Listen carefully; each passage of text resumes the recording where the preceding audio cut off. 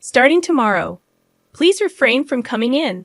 The manager, the boss's daughter, briskly informed me the moment I stepped into the office. Her disdain for me was palpable, though the extent of it caught me off guard. Stunned, I resolved to comply with her directive. Days passed, each one marked by the manager's relentless antagonism towards me.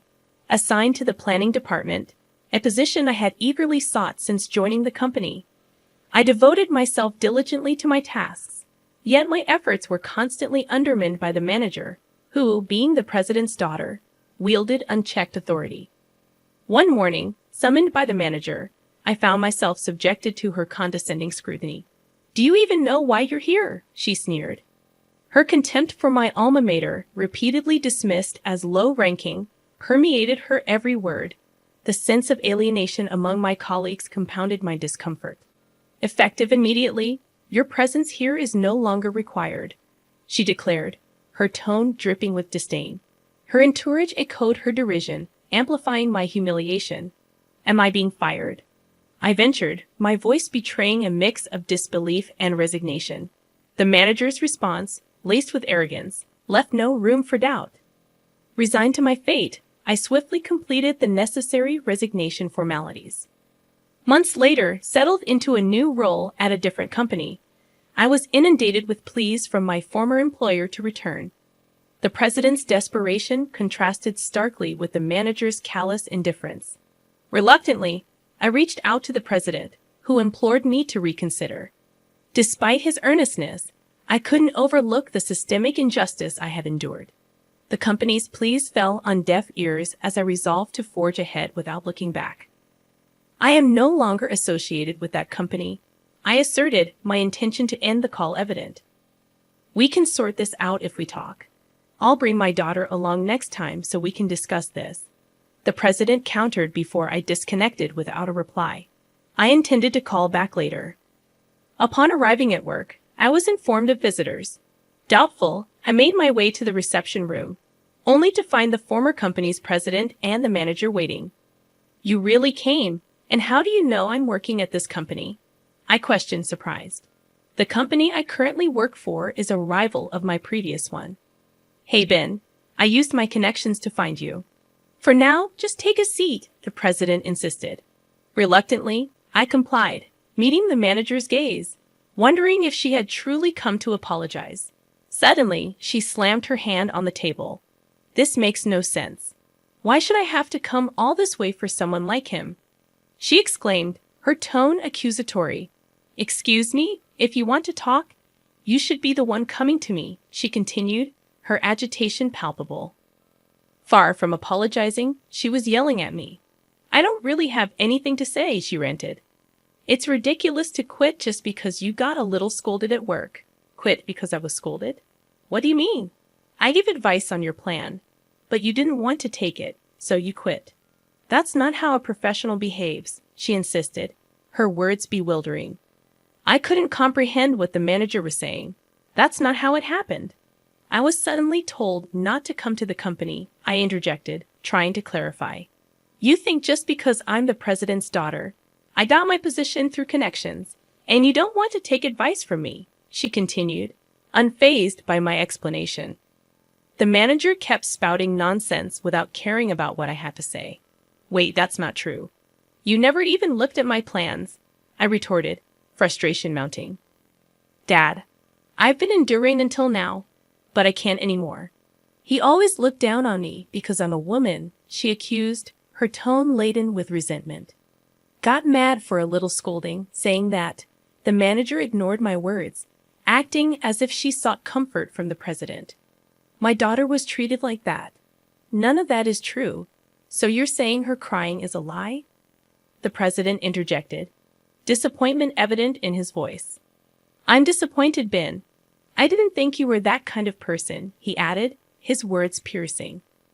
"Moreover, it's outrageous to get re-employed by a rival company," the manager concluded, her disdain palpable. "I truly wanted to continue working in the same field. That's why I made the difficult decision to join this company. That was the truth. Even after joining the planning department I aspired for, I was completely ignored by the manager and never got the chance to prove my capabilities. However, I couldn't bring myself to leave this industry, and my current company welcomed me. You must have sold our company's information to get this job, right? Why else would they hire someone as incompetent as you? The manager accused. I did no such thing. I've maintained confidentiality, and this company never asked me for any information. People can say anything. In fact, our company has. Stop. Don't say another word, the president hastily interrupted, signaling to the manager to halt.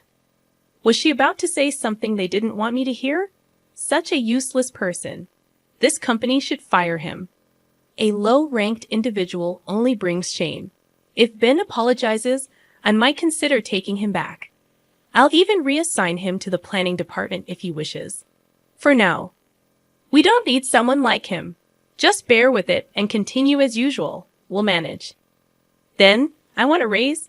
The two of them continued discussing without any regard for my opinion.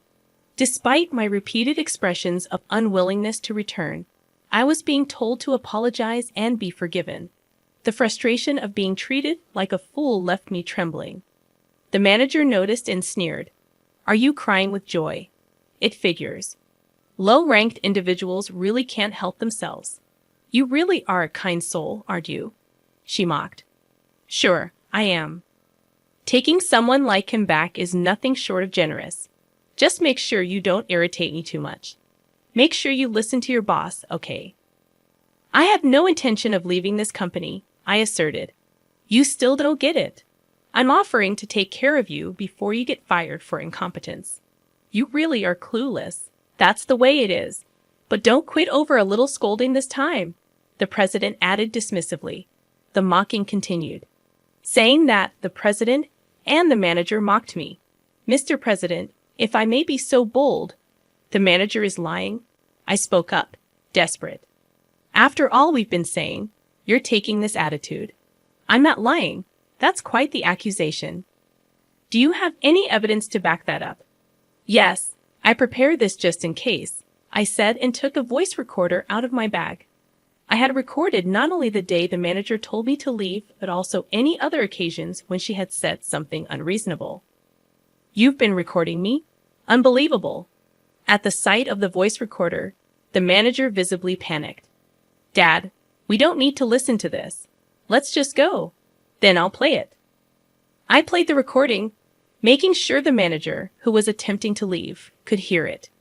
The recording unmistakably captured the manager's voice instructing me not to come to the company. What's the meaning of this? My daughter was lying. It's a lie, the president explained. Undeterred, I went on to reveal all the unfair treatment I had endured from the manager. The recording included the sound of my proposal being torn up, the manager and her aunt bad-mouthing me during work hours, and the crucial exchange where I asked why my proposals were never reviewed. Her reply stung. They're from a low-ranked individual like you. Your ideas are as expected. It was undeniable proof that the manager had been lying. By the way, this is the proposal that the manager tore up, I said, handing a freshly printed proposal to the president. He took it, visibly shaken, and started reading. No way. It's the plan for the hit product this company is currently selling, he explained. This project was one I had poured my heart and soul into, hoping for the manager's approval, but all my efforts had been in vain. The proposal was torn up without even being read. Why did you reject this proposal? You didn't even look at it. I demanded. The manager shrugged it off. Well, his proposals were always so pathetic. I thought there was no need to read them. It's his fault for always behaving badly. I wasn't satisfied and handed another set of documents to the president. Most of them were products developed since I moved to my current company, so it's all true, I explained. These were Ben's plans, the president confirmed. Yes, I worked hard, hoping to be recognized by the manager, but not once did she look at my proposals. I questioned the manager's actions, bewildered by the disregard for my efforts. I'm not the one at fault here, the manager retorted. The president, regaining his composure, addressed the potential copyright violation. Wait, these plans were all developed by this company, right? That's a violation of copyright law. What are you going to do about that? Indeed, if we sue, we'll win, right? He challenged. The president, who had been flustered until then, suddenly seemed to regain his composure and retorted. The manager looked at me as if to say she'd gotten the upper hand. Manager, don't you remember? When I left, you promised to transfer all the copyrights of my projects to me, didn't you? I confronted her. I never said that. I don't remember, she denied. Unfazed, I presented evidence. You're probably going to say you recorded it, right? What's the point of such verbal agreement? No, it's not just that. I got it in writing with your signature. I said that. I began, presenting a piece of paper to the manager. It clearly stated that the copyrights belonged to me, acknowledged and signed by her. What? I don't remember signing this. The manager seemed flustered upon seeing the document. When I submitted my resignation paperwork, I included this document and got your signature on all the papers. That's sneaky. Making me sign something hidden, I accused. If it wasn't hidden, didn't you even read the documents you were signing? I pressed. The manager's face turned pale. Oh no, this document states I hold all the copyrights. I see, I understand. It seems my daughter was really in the wrong, the president interjected, casting a disapproving glance at the manager. Dad, don't say such terrible things. Shut up. Do you have any idea how much profit you've cost us? The manager retorted. Ignoring her outburst, the president turned to me. Ben, won't you please consider coming back to our company? I promise to offer you a higher position than before, one better than your current company can provide. What about me then? You were not ready for the manager position. Start from the beginning again. The president's words made the manager crumble. But such things no longer mattered to me. The president was desperately trying to win me over. So, what do you say? Have you changed your mind about returning? There's no one left to give you a hard time anymore, you know, the president urged, his eyes gleaming. Wanting to leave the situation, I asked him a question. There's something I want to ask. Sure, ask me anything, the president replied eagerly. It hasn't been long since I left your company, so why are you so desperate to bring me back now? I questioned. The president's voice suddenly faded, and he began to make excuses. We've been very busy recently. I thought about addressing it sooner, but I couldn't find the time. Sorry, he stumbled over his words. I didn't miss the president's eyes darting around as he made excuses. Is that so? Because it seemed like you were mostly playing golf when I was working there, I remarked pointedly. That was necessary for business networking. If you want, I can take you with me from now on, the president offered. No, that's all right. Feel free to reach out anytime, I declined. You're going to be our star player from now on, the president continued, talking as if my return to the company was a foregone conclusion, though he was making concessions. The pressure of not going against the president weighed heavily on me. There must be a reason you want me back in the company so badly. Reason. It's nothing grand. I just want to make things right for you, especially since my daughter caused you trouble. The president smoothly dodged the issue, but I could see through his facade. The president's real motive was clear, rendering this all a futile effort. Our company's performance had been growing, while his company had started to stagnate right after I joined.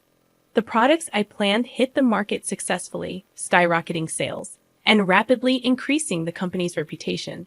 I even got interviewed on TV as the planner. Compared to this thriving company, the president's company's performance had been lackluster. Being a traditional company, it failed to incorporate anything new and lacked buzz. Once seen as rivals, the difference between the two companies was now like night and day. Did you see me on TV? Is that why you hastily contacted me? Well, what was it again? Didn't you realize I had left or that your company's performance wasn't growing until you saw me on TV? I had a lot I wanted to say. Why did he ignore the harassment I was receiving? Why didn't he inquire when I had to leave abruptly for an unreasonable reason? But conveying that to the president now meant nothing. There's no need for me to be involved anymore, I stated firmly. Did you think I was unaware of everything? You're a spiteful person. Yes, our company is in a pinch. If you know that, come back quickly. The president's tone turned accusatory. I have no intention of leaving this company, I affirmed. Are you defying me? I was the one who transferred you, a low-ranked college graduate, to the planning department. Are you repaying my kindness with betrayal? The president's words stung, but I remained resolute. I am grateful for being placed in the planning department and offered many ideas and response. However, it was the president's kin who refused to accept them. How dare you speak to me like that? As the president raised his voice, the door to the reception room swung open. Ben has been of great service to us, boss. We're in the middle of something. I can't have you entering unannounced. With all due respect, it's also a nuance for our company when you come without an appointment. Occupy the reception room and tie up our valuable employee. A person of your level shouldn't be so arrogant. Who do you think I am? I spoke firmly to the newcomer. My apologies. May I offer you my business card? My boss presented a business card to the president. The president snatched it, and his face turned pale as he read it. My father is busy, so I came in his stead. I will be serving as the CEO from next year. My boss, like the manager, was the son of the company's president and an extremely capable person set to become the new president next year. I had no idea. No problem. We're grateful for the talented individual you've provided us. The president bowed, and I felt a sense of puzzlement as to why he seemed so anxious. However, we will have to decline the collaboration project you proposed recently, my boss announced. What? You said you considered it to help our company, the president exclaimed. I did consider it. Even though it's a rival company, seeing a traditional manufacturer falter doesn't feel right. Then why? The president questioned, only to be interrupted.